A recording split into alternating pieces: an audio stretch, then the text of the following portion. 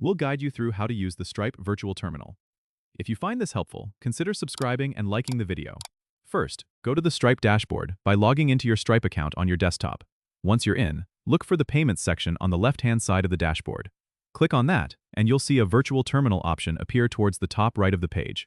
Click on Virtual Terminal to open it up. If you haven't set it up before, Stripe might prompt you to complete a quick setup, which usually involves verifying your business details and ensuring you have the necessary permissions.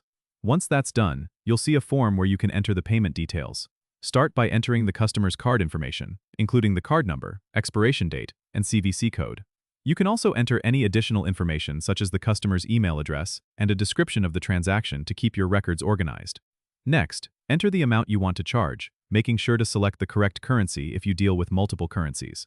Before you hit the charge button, double-check all the details to avoid any errors. Once you're confident everything is correct, go ahead and click Charge. Stripe will process the transaction and provide you with a confirmation if it's successful. You can view the details of the transaction in the Payments section of your dashboard at any time. Using the virtual terminal is a great way to process payments directly from your computer without needing a physical card reader. It's especially handy for phone orders or when you're away from a point-of-sale system. Don't forget to subscribe and comment if this helped you out.